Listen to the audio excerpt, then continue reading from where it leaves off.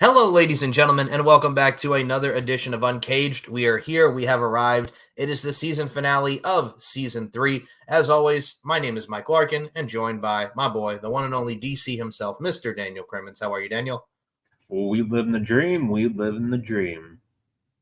And well, speaking of dream, we are going to be in our season finale touching upon our Wrestlemania dream cards. And I was thinking about how we were going to do this. Yes, so I was thinking about how we're going to do this. Because WrestleMania is 2 nights now. Do we do what our night 1 show would be and night 2, or do we do like they used to do when there was like 12 matches on fucking? I like night 1. I like your idea. Okay, all right. We'll do night 1, night 2. Do it like that. Because I mean, if you look at night 1 and night 2, I think night 1 you would have like maybe what is it like 6 matches a pieces or 8 matches a piece? Usually. Yeah. Okay. So how about we'll do 8 matches a piece for one night, and I'll do 2 nights, and you do 1 and 2. So do you have your card set up? Because I have a couple in mind that I'm going to add. I do. You know, it's tough because 40 years worth of WrestleMania. There's been a lot of great matches, a lot of not so good matches. I'm talking about Undertaker versus what was it, A-Train, and what was this match at Mania 19? Yes, A-Train in the Big Show, yes. Yeah, not that one. No. Not that one at all. You know, I think, honestly, with any Mania card, the first match sets the tone for the show. You know, so you got to have a good, and I hate the term banger. I hate it. Yeah, well, where did that come from? Is that like a newer generation thing? Because I'm so used to saying banger now. I don't know. It seems like it's like the last couple years. Like bangers. You hear what the AEW marks all the time. You know, oh, this match is a banger. That match is a banger. Not every match is going to be a fucking banger. Well, yeah, this is true. No, stop it. So if I'm wanting to go out of the, hot right out of the gate, honestly, I'm going with, from WrestleMania 40, Gunther defending the Intercontinental title against Sami Zayn. I like it. Okay. All right. Making a statement, first match. Okay, so my first match for night 1, I'm going to keep it like WrestleMania 10 because it was one of the greatest opening matches ever. I'm going Bret and Owen. Ooh. Oh, I like that. Keep it going. That I think after that, following up that match, I'm going to go Sami Zayn's pulling double duty. Okay. And we're getting undisputed tag team championships, Kevin Owens and Sami Zayn versus the Usos from Mania 39. Ooh, okay. Very good tag match. I think for me, and I'm going to put this second just because I really liked this match, and it was where the position of the card was at WrestleMania 16. We focus more on what sets the tone. We focus more on what the newer generation would be. And yes, I'm going to say this person's name, but this particular match set the tone for one of the greatest WrestleManias, in my opinion. WrestleMania 16, not just because of the ending, but all the young stars that we had on the come up, and it's the start of the new millennium, so to speak. What a better way to have it with the Millennium Man himself involved in this, Chris Jericho, Kurt Angle, Chris Benoit for the Euro and Intercontinental Championships. Ooh, I like that one. I'm going to go for number 3.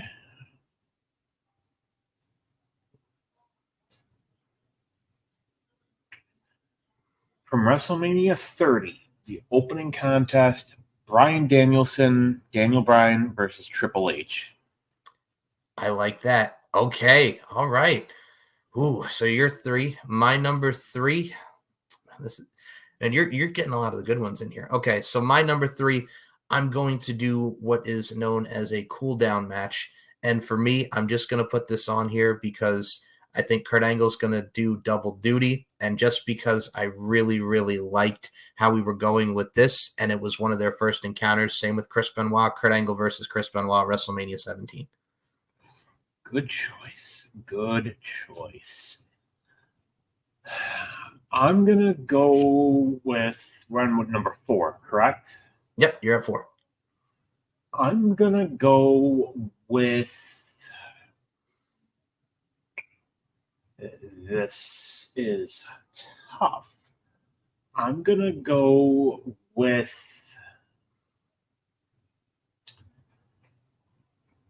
and again, another IC title match. I'm going with Shawn Michaels versus Razor Ramon, WrestleMania 10. Ooh, okay.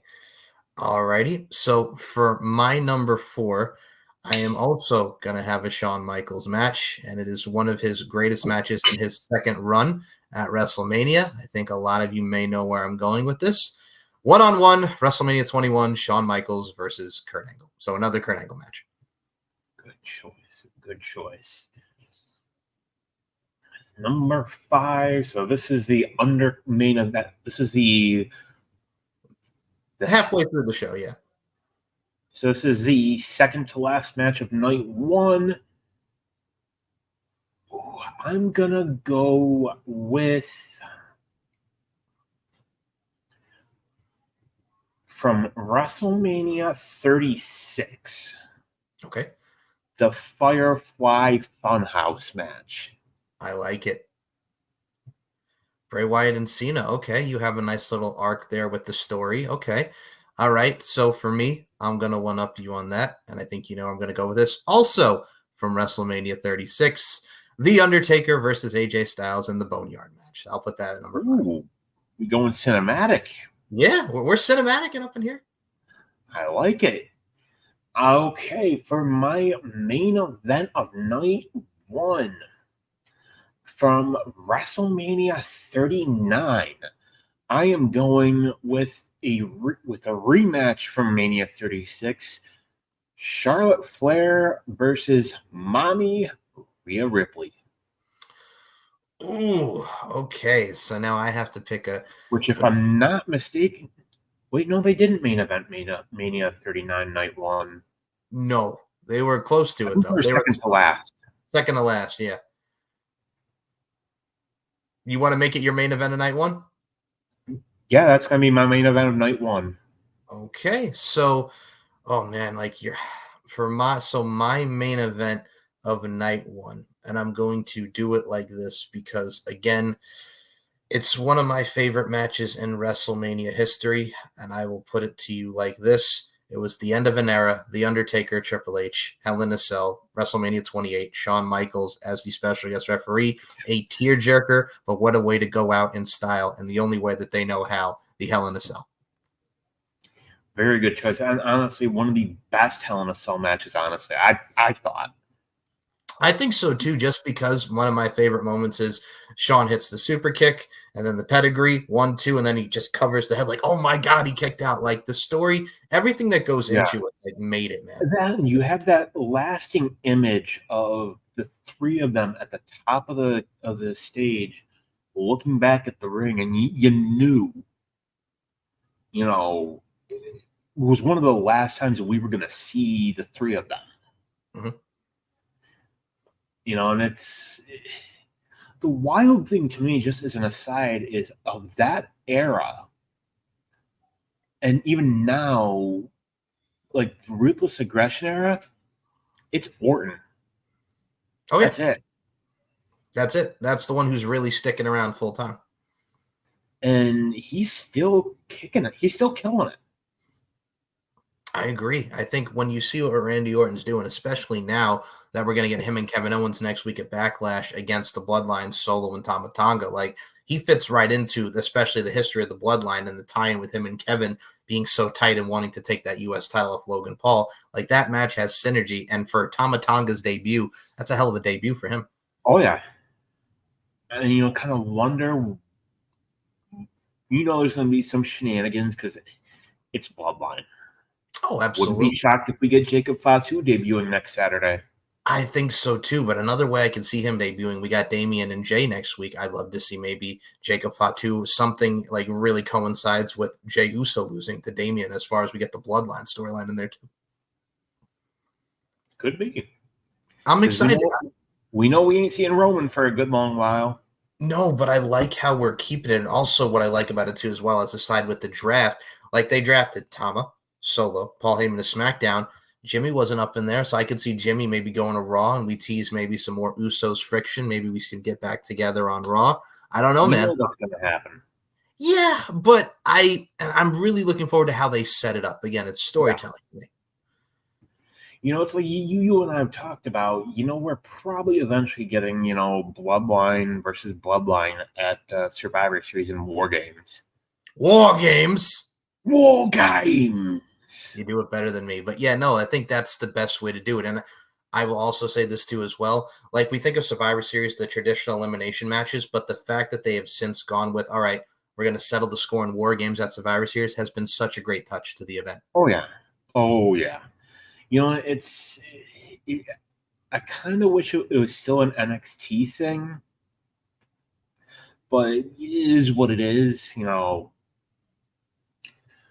So interesting, I think makes you wonder how they're going to do it, but I wouldn't be shocked if Jacob Fatu debuts, and helps Solo and Tama win.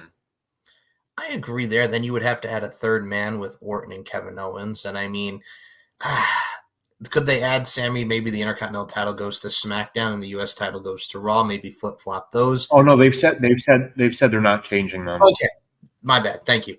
Okay, so we'd have to have a third guy then for Randy and Kevin to go against them, and I'd be very intrigued to see who would be alongside the ride for Randy and Kevin. I mean, you could have Jimmy come back, but he's hurt, like legitimately hurt. What's with the injury bug, man? Jimmy Uso's hurt, Dominic's hurt, Mommy had to relinquish, she's hurt. Like, geez. Dominic supposedly is out could be out for 8 months. Fuck. I know it's the elbow, right? He hurt his elbow. They're saying he needs Tommy John surgery. Oh, that's even worse. Oh, man. And he was, well, what does that say for the Judgment Day? Like, Rhea and Dom are gone. All that's there now is Finn, Damian, and JD. And I'm sorry, but JD, well, on the mic, he sucks. Ring, he's very good. Mike, he can't talk. And you know what? Honestly, I wouldn't be shocked if SummerSlam we get Damian versus Finn for the title. I like the direction there, and also the fact that he resigned for 10 years. Friggin' Seth and Becky are staying. Natalia's going to most likely stay, and they got Drew to stay because everybody thought Drew was going to AEW. We found out today that he has resigned. Right, hold on there, man. So I like how you said that. So Drew is re-signed. Sheamus is staying because a lot of people thought Sheamus was going to go over there. And I'm like, no, he's fucking not. Like, no, I never thought Drew was going over there anywhere. I mean, you could plant the seeds and say, oh, well, they're going to Wembley, but they're fucking going to Scotland next month. Like, he's going to be in his hometown, Clash at the Castle. Exactly. And dude, honestly, him and Punk, all the work they've done. He has made more money these last couple months than he has in a while. And he's in savage mode, the story with Punk. Like, you have a lot to go in equity with him. Exactly. Let's just hope Punk can stay healthy. I don't. That's horrible, but true. I mean, my God, it's like he tears one. Was it a tricep? Tricep, yeah. He tears, and it was the other one. And he tears the other one in WWE. Like, goodness. Like, dude, from what I heard, it was like a freak thing. It was very freakish, but also at the same time, too, it's just like, well, it was the Future Shock. Drew McIntyre with the Future Shock, and he landed wrong in the Rumble. Like, dude, you're not the CM Punk you were, 14 years ago. Dude, you're 45. Slow down. You're 45 now, Punker. Like, you're 45. Stop it. And, like, there's rumors that Brock's coming back. No, Brock is not coming back. I would not want Brock Lesnar back at all. No. Honestly, at this point, it's a bad publicity move. I mean, everybody wants to see Gunther and Brock, but I look at it like this. When you have Ilya Dragunov, who's no longer the NXT champion, I either want to see Gunther versus Ilya or him replace. And that was a great match, by the way. Ilya versus Trick. Dude, the place erupted when Trick Williams won. Like, that's how much the equity and the stock you have in Trick. But for me, if I was Ilya, they bring him up. Either have him face Gunther or have him replace Giovanni Vinci in Imperium. And dude, Giovanni, and I like Vinci. I do. You know, I like Fabian Aichner, yeah. I think you either need to have him on a separate brand. He can't be alone. I put him back to NXT. And don't give him that Italian playboy gimmick again. No, do not make him the model. Again, well, no, I think that was a Vince thing. That was NXT 2.0. We're in a different era now. I see him as a model, and he does his turn on the catwalk. Does anybody remember what I said, Fred? Or Rick the Model Martel 2.0. Get him some friggin' arrogance. Get him the spray, yeah. Do we still have go to the warehouse? Dig it out. It's there somewhere. Just fucking take it all. Like, come on, man. You had NXT 2.0 with Vince and Bruce booking it. Like, that was just that again. I'm so glad that is done, and we're back to Shawn Michaels' NXT, which has been fucking rocking it till the wheels fall off. And again, speaking of rocking it till the wheels fall off, like, we just booked a hell of a first night for WrestleMania for our 6 matches. I figured we do 6 and 6 because I think 12 is a nice round number for WrestleMania, right? Yeah. I don't want to take absolutely. I don't want to take it to Tony Khan territory with like 15, 16 matches and we're here till like midnight. Like, no, those days are over. Tony Khan with his neck brace. He's had all right. If you want to talk about people as an aside before we get back to this, I'm just going to say it. Tony Khan, you are the master of disguise of professional wrestling. You are Dana Carvey. This is what you're doing. This is what I want you to do, Tony Khan. Just shut up. Like, don't have him do, we've said this, don't have him do media anymore. Have other wrestlers do it. Have Swerve do it. Have friggin' whoever do it. He's the champion now. Have Swerve do more media. He has a fucking podcast, for God's sake. Like, have him do media. Don't have Tony just go on there and act like a dingus. And if you're selling a neck brace, sell it like you're Andy Kaufman, who took a pile driver from Jerry Lawler when you're on fucking Letterman and he's throwing the coffee and he's selling the neck. And he's like, you know, Mr. Lawler, my parents said I could sue you. And like, do that. Not just be like, no. God. It was stupid. Like the whole. Don't get me wrong. I'm excited to see where the storyline goes. Yeah. But like, well, let me ask you. A lot of people made the comparison. I've talked with our peeps about it to Austin and McMahon. For me, this does not feel like Austin and McMahon. I compare it more to like, as Tony has said, he would never take a bump. He would never be an on-screen character. Much like Madam Dixie said that back in TNA, but then she's with EC3 and Rockstar. The lie detector test has determined that was a lie. And then Dixie's taking the power bomb through the table by Bully Ray, and I'm like, this is exactly what this feels like to me. But she sold it better. Oh, dude, for God's sake, yes, she did. But she also got her butt whipped after that. My goodness, the whiplash effect. But tonight on Collision, before we came on, they're like, well, Tony Khan said he's going to be okay, and he's going to be working from Jacksonville, and he's going to be doing his position as the CEO of AEW remotely. And I'm like, okay, all right, that's how we're gonna do this. He's going to do it remotely from Jacksonville, Florida. That's how they explained it tonight on Collision. Okay. Yep. All right, okay. Sure, whatever you say. They tried to make sense. You know, of it. I can see how this is going to go. Because not only that, but we got the AEW debut of Shahid Khan, Tony's daddy. First of all, I'm sure I am jealous. I am jealous of that man's mustache. Yes, I will say this: they had to smarten him up and be like, "Okay, Shad, just come on out and act concerned because that your son just took a bump." And if that was they smartened him up and they told him going out there, bravo, because he sold that very well.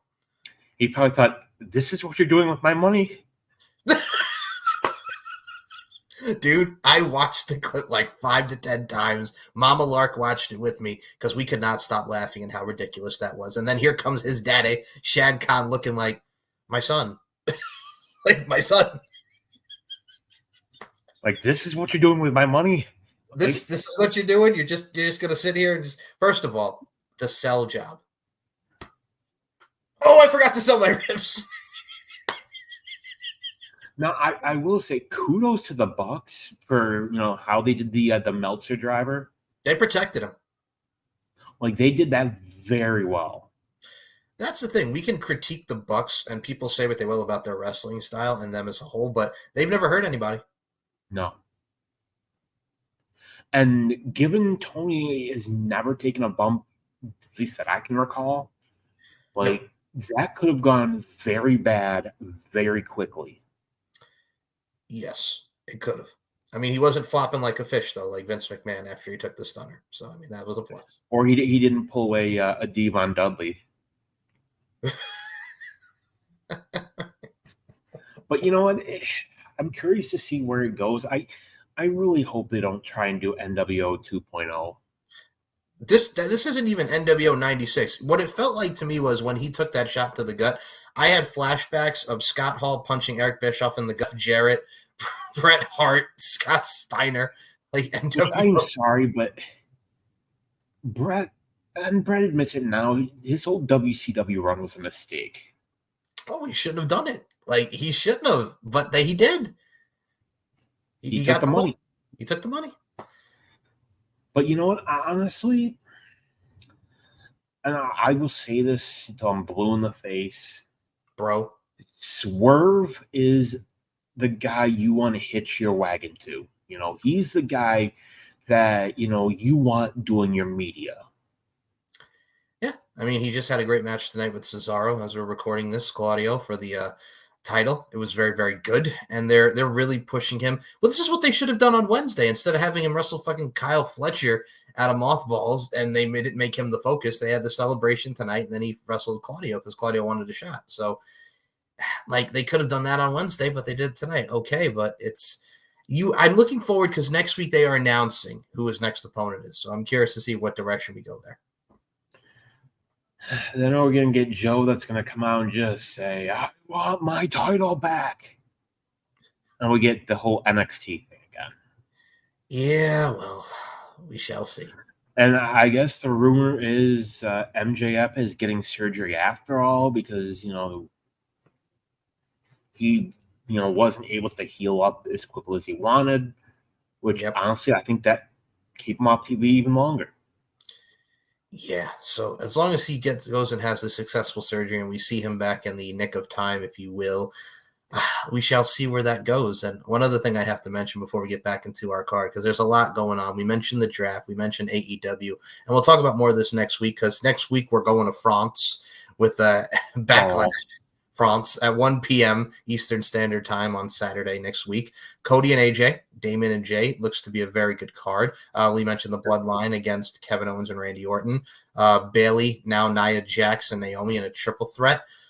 Stacked. But one thing I have to mention to you is because as a New Yorker that you are, Mr. Daniel Crimmins, are you going to try to attempt to go to Forbidden Door at the UBS Arena?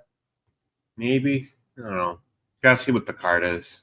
I think, they're going to bring more of the Japan talent in, of course. But, I mean, let's see. But, I mean, I figured I'd ask because I know as a New Yorker that you are, and still you would being a New Yorker, would you want to go to the UBS Arena to see New Japan talent and AEW talent collide?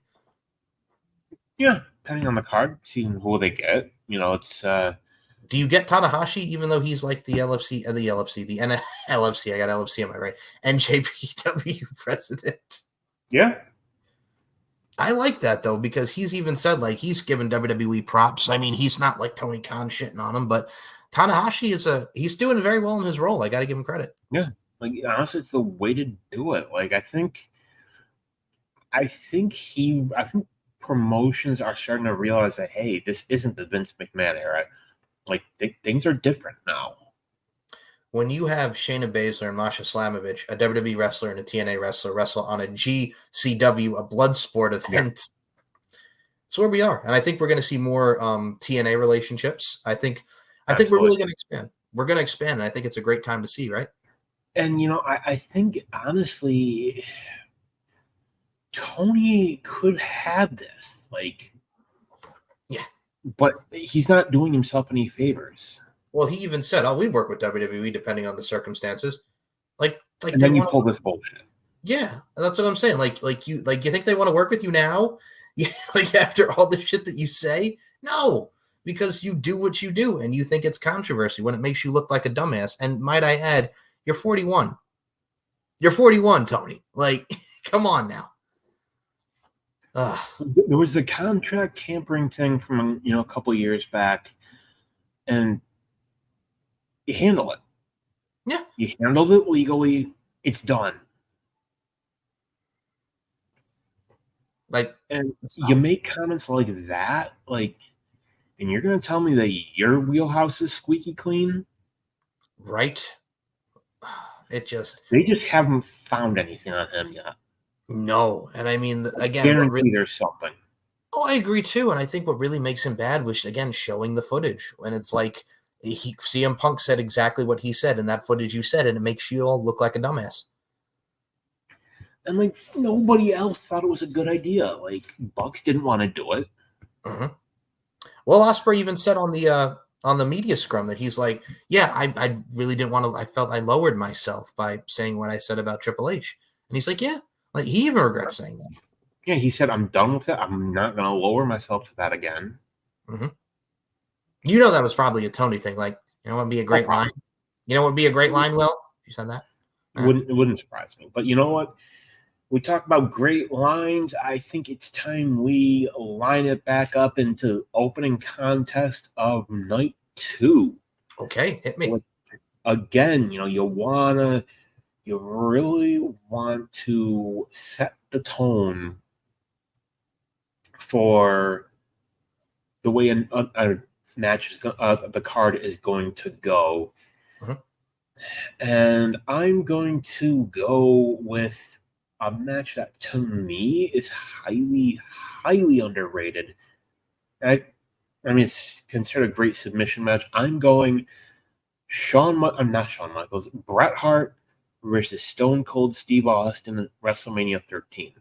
The bloodbath. Steve, do you give up? The match that made Stone Cold.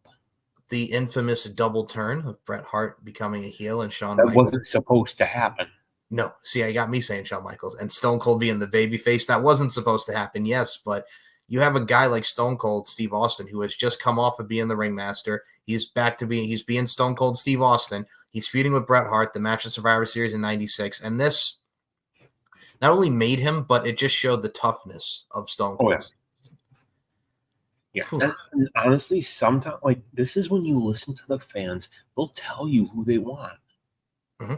No, I agree wholeheartedly. And I think for me, I'm on the opposite side of the spectrum for my opener, just because I feel I started off a little crazy. Like we had great matches that really set the tone with double duties on here, but I think this one we're gonna start a little crazy. We're gonna mix it up. It's night 2, right, Daniel? So yeah, I'm gonna start with the Triple Threat Hardcore Championship match from WrestleMania 17. Raven defends against Kane and the Big Show. Ooh, I like that.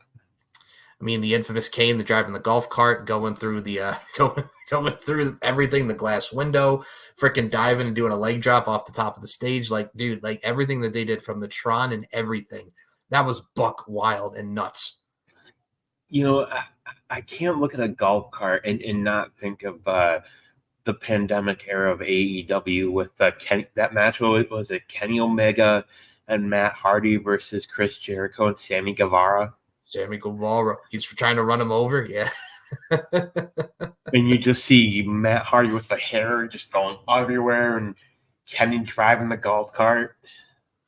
Yeah, that was some of the plus side of what we got for the pandemic. But yes, I will start with the craziness that was that Triple Threat Hardcore match from one of the greatest WrestleManias ever, WrestleMania 17. What are you going to go for number 2?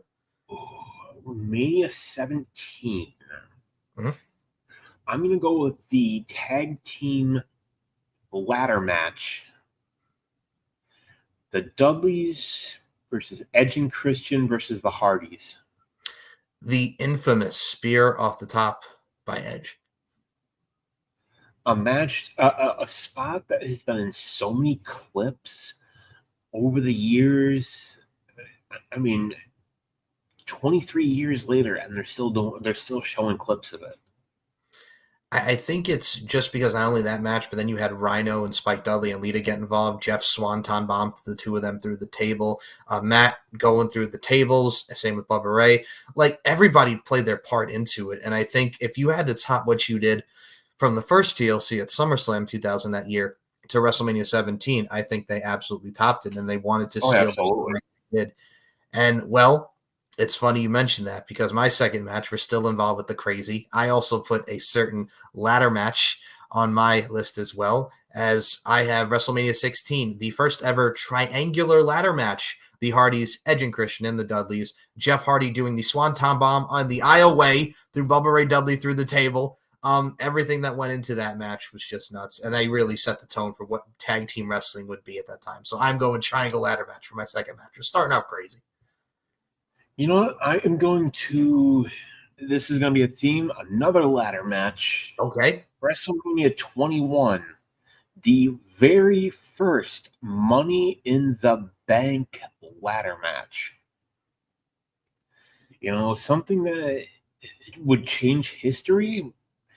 You know, a novel concept where you think, hey, you know, opportunity for any title. Interesting. Which, you know, I think honestly, what you do now with it, you see what it's become, you know, where you had Damian Priest almost running out the clock, you know, where you think, is he going to be the first guy that never cashes in? Is he going to be that guy? But, you know, and we see, I still think one of the absolute best cash-ins, Edge.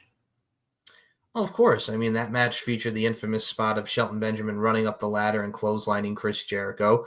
Just Edge taking out Benoit and everybody at his gaze, the flying clothesline to the outside on everybody from Kane. But this really cemented Edge as the top heel, the top guy. And like we mentioned many times on the show, one of the greatest ever cash-ins on John Cena New Year's Revolution 2006. So I like your style. Then the following year when Ric Flair competed in a Money in the Bank. So the spot that Daniel is referring to at WrestleMania 22, Ric Flair, however old he was at the time, and Matt Hardy were on top of the ladder, and Matt Hardy superplexes Ric Flair off a ladder.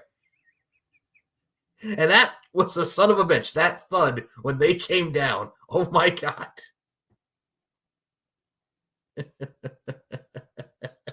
Ric Flair taking a superplex off a ladder. You ever thought you'd see it? No. No. Oh, I never thought I'd see Ric Flair in a ladder match to begin with. Oh my God. Okay, so we go from submission matches, ladder matches, and what was the one before after the submission match? Oh no, this is your third one, right? That was your third? Yeah. All right, what was after the ladder match? No, there was So, Brett and Shawn. I started off with my first one, opening contest, what was a submission. Then I did the Dudleys, Edge, Christian, and Hardys at Mania 17. Yep. So this was number 4. No, number 3. Yeah, number 3. Yeah, number 3 was Money in the Bank. Okay, so I am on 3. So I went hardcore to WrestleMania 17. I went to WrestleMania 16 ladder match for night 2. Man, like, I want to cool it down just because we started off nuts. So we're going to go probably one of my favorite matches, and this really showcased, like, Shawn Michaels not only still had it, but this was his first WrestleMania back since 1998 when he wrestled Stone Cold for the WWF Championship at WrestleMania 14. I am going to go with his first WrestleMania back, and what a match it was, the story, the build-up, and everything that went into this match, especially the afterwards of the low blow and not shaking his hand, and he just slides down his body. Shawn Michaels versus Chris Jericho, WrestleMania 19. I'm on number 4. Yep. I'm going to go with, again, Shawn Michaels. You know, going to piggyback off you. He's pulling double duty here. All right. I'm talking WrestleMania 21. Shawn Michaels versus Kurt Angle. I already did that one for night 1. Oh, that's right. You did that night. So no repeats. No repeats. You know, I'm going to go, actually, WrestleMania 20. Okay. For the WWE Championship. Eddie Guerrero defending against Kurt Angle. This son of a gun, a show I was at, and the pop when Kurt's got him in the ankle lock, he does the shimmy, then the boot comes off, and then he just small packages him for the win. That match was epic, and that was a creative way of life. You just see Kurt holding the boot like, what the? God rest his soul, Eddie Guerrero. Yes, but no, that was a really good one. Okay, I will piggyback off of you on this one as well, because number 4, again, we're going not only crazy but supernatural, if you will, because this return is epic. The entrance was epic. You know whose voice comes into fray. Oh, yes, you're no son of mine. The late great Paul Bear. Undertaker and Kane, WrestleMania 20. The match was the shits, but goddamn it, that was a great return. So I see your Undertaker versus Kane, and for my 5th match, which is the under main event, I think, I'm gonna go with probably a recent match. Actually, no, I'm going old school. Not Undertaker, but we're going old school here. WrestleMania 7. Wow. 6. The WWE Championship, Ultimate Warrior versus Hulk Hogan. See, I like that, and people will say what they will about both of those gentlemen, but that moment when he splashes Hulk and he wins, and then he's with both the championships and he's doing this, and then you see Hogan ride off into the sunset, like that moment is just timeless. Not much like Tony Storm, but in this case, timeless. Actually timeless, and it's Hogan kind of had to hog this. He couldn't let Warrior have the whole thing. No, I mean, dude, he kind of kicked out at 3. He did I'm going to kick out at 3. Right at 3. Yes. So technically, the match should have continued. Because, Hogan had to be himself and not just sit down for the 1, 2, 3 and lay down. He had to kick out at 3. And act like, I kicked out. Ah, Hulkster, and his political self. All right, so you're going old school, not like The Undertaker, but I will go with, okay, so for my WrestleMania, we went family there. Actual kayfabe family with The Undertaker and Kane, so I'm going to raise it to, all right, 2023 with WrestleMania. That was WrestleMania 39, correct? Yeah. Yes. WrestleMania 39. I am going to go with an actual family going at it just because I love the story, and I think you know where I'm going with this one, and because he's such a little shit. The battle of father and son, Rey Mysterio versus Dominic Mysterio. Oh, boy. Dom's entrance that caused a whole lot of controversy.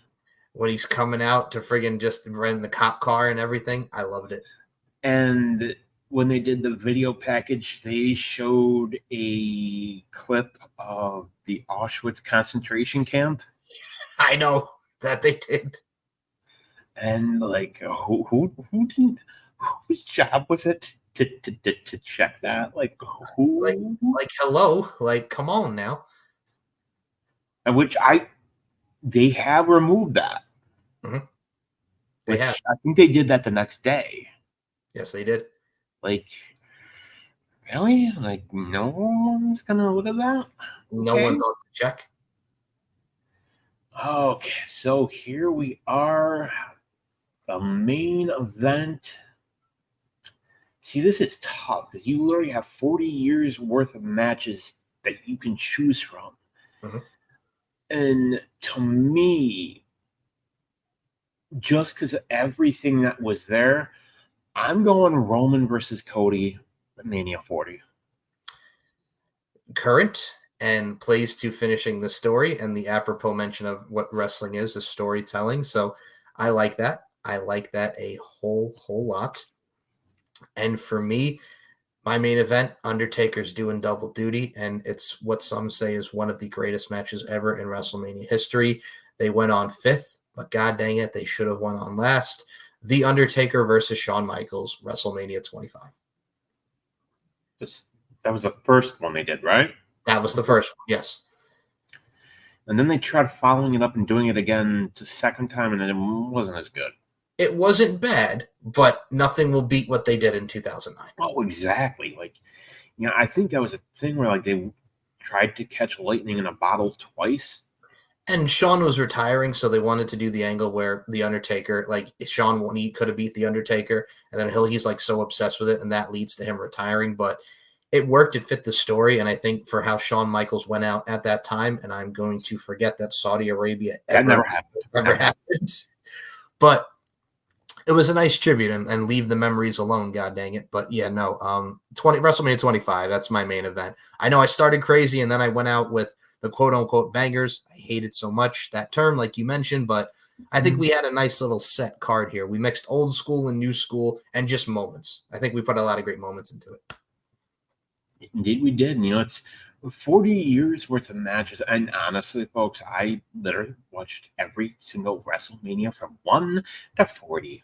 Because you're nuts. Yeah. That I am.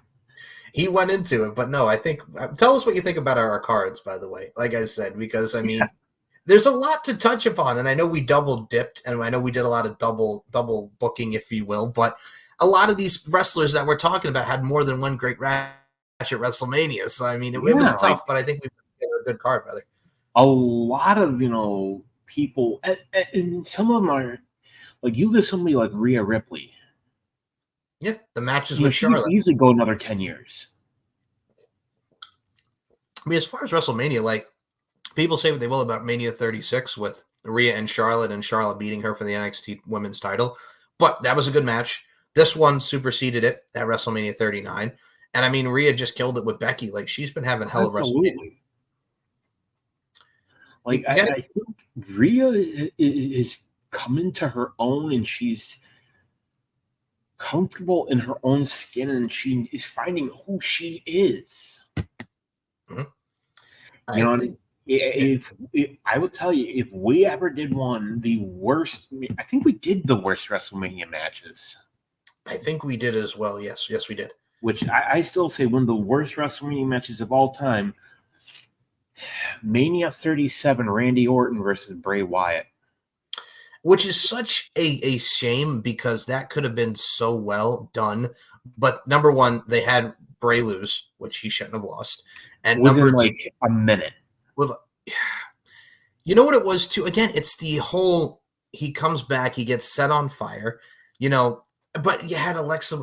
Now, if Bray would have not gotten released, I would have been intrigued to see, okay, how do we follow up from Alexa Bliss taking all her powers from the Fiend and using it, and her becoming like this new supernatural, dark, fiendish character, even more layers to it. But I'm like, if that's where you were going with, I understand, and if Bray was still with the company. But to me, if you wanted the definitive ultimate revenge for the Fiend, you did much like what he did with John Cena. He beats Randy Orton. Like, if there's any other history, it's with Randy Orton.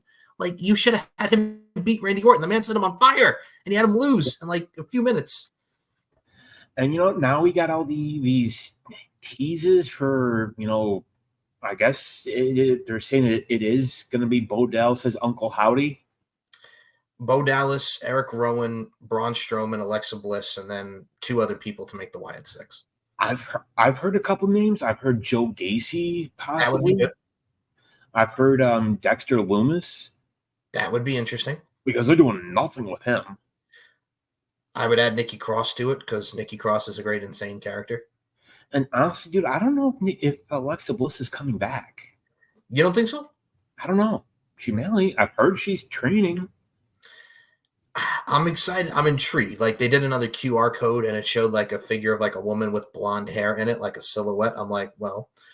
So the QR codes have been a great thing. And also it plays off to Bray's return when he came back. Like, what they've been doing with that, like the QR codes have been insane. But this is just like another level to it.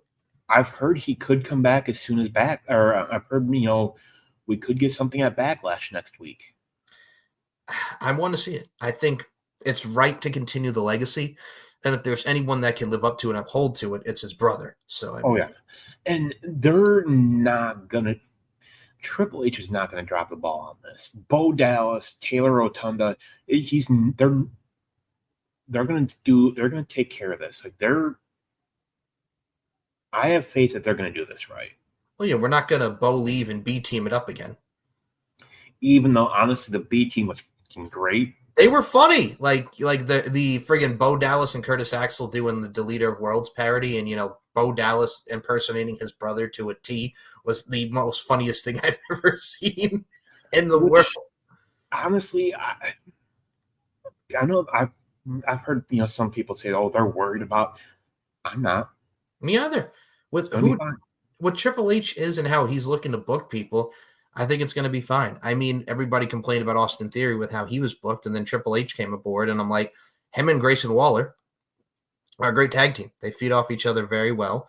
I'm looking forward to them and the Street Profits this next week. And I hope Street Profits win it.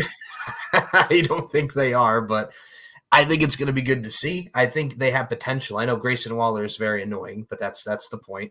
Austin Theory is Austin Theory, but we'll see. And we got Baron Corbin back. I got no issues with it. Like, whatever. I'm happy with him. I'm happy. I'm not complaining at all. I think he's going to be. It almost looks like he's a face again. He's a face now.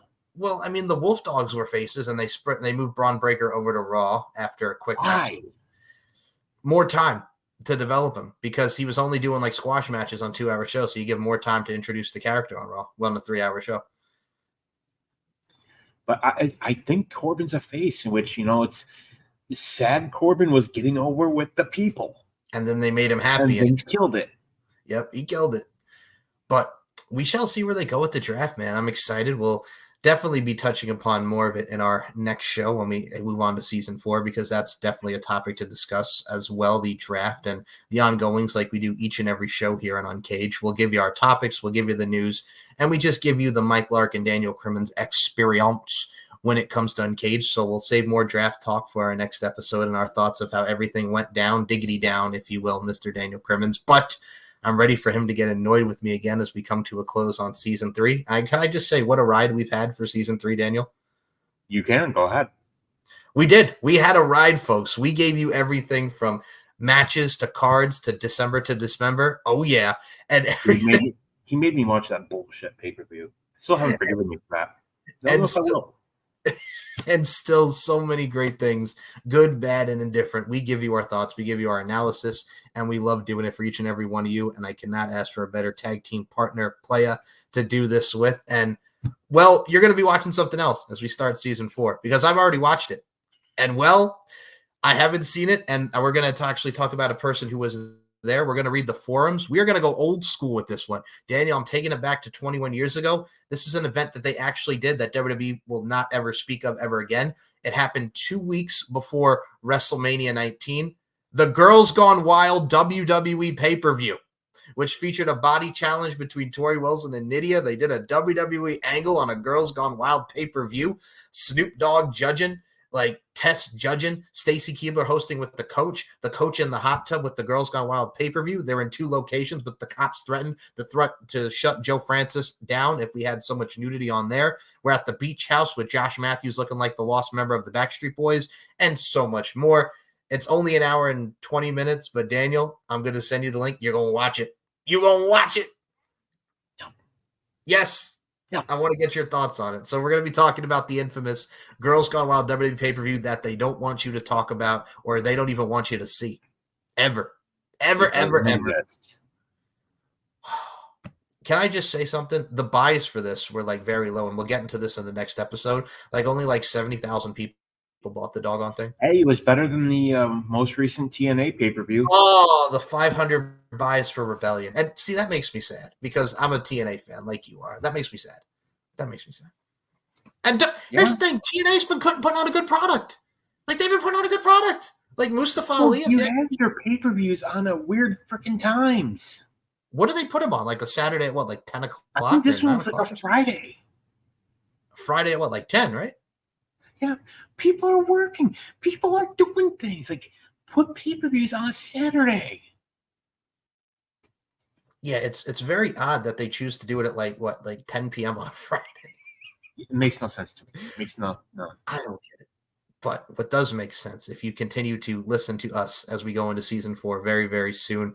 And you could check us out on YouTube, subscribe to the channel. We're over 800 plus followers now, Daniel. So let's get to 1K by the end of the year, folks. I appreciate you because Daniel and I love what we do. You can check out Nicola and Robert and I, Deep Into the Heart of Wrestling, On the Mic with Mike, Steve and Mike Show, Pop Culture History Podcast, The Golden Age of Everything, Lingerie Fighting Championships, Beauty, Strength, and Dominance Podcast, SteveandMikeShow.com, LFCfights.com, and so on and so forth. Larkin_92 and MLarkinMB on Instagram, SM Show 1 and MCL92 on the Twitter machine. But man, oh man, Daniel, I'll put your Instagram below, but where can we check out what y'all are doing with the TSK, and where can we check you out with the Pile Driver Pundit?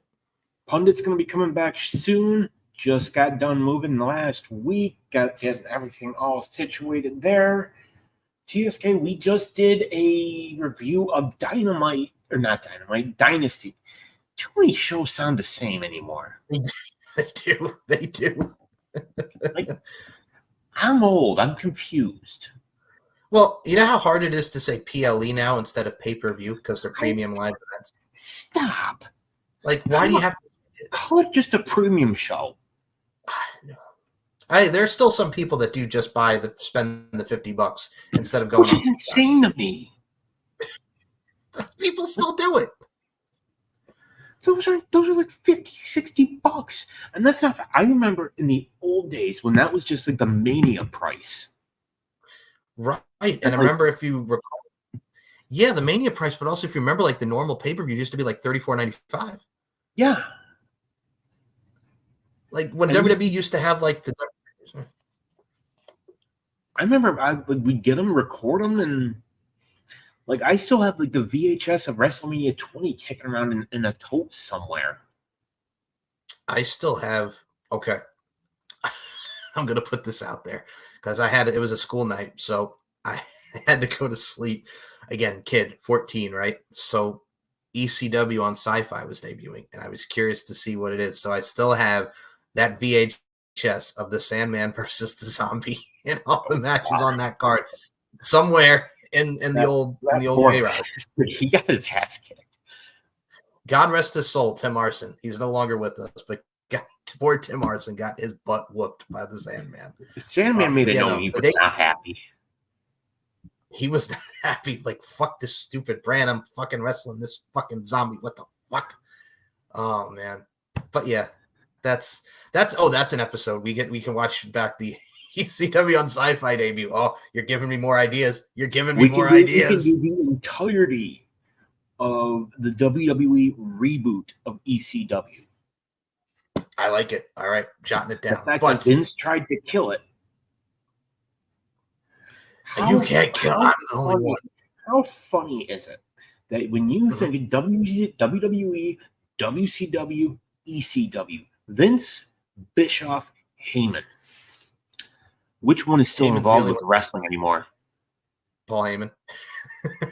Who won the Monday Night Wars when you think about it? ECW. You had Bischoff, just to borrow a phrase from Matt Hardy, Bischoff faded away and classified himself as obsolete. Yep.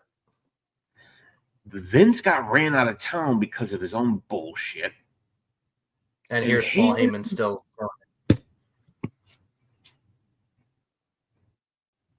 He's still around. He just he's in the Hall of Fame. He's helping out with the WWE as much as he can. And also the fact that Vince is going to kill his own creation, ECW on Sci-Fi. So I like that. I'll add that to season 4. I like your style. Folks, it's going to be a wild ride.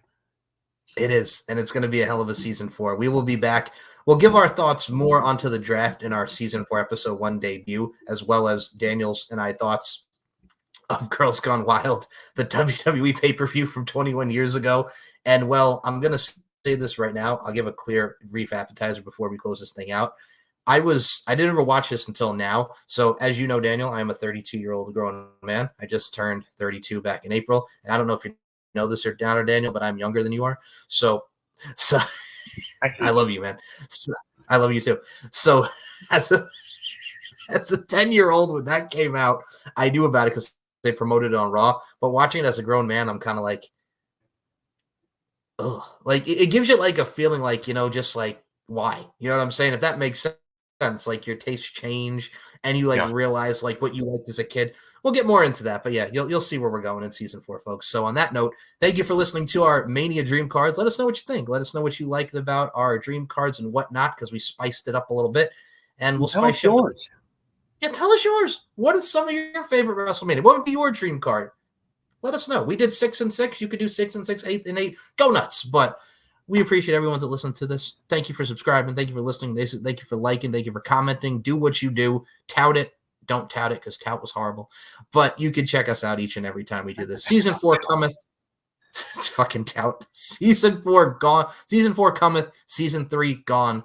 For Daniel Crimmins, my name is Mike Larkin. Thank you for listening, and we'll see you in season 4. Take care, everybody.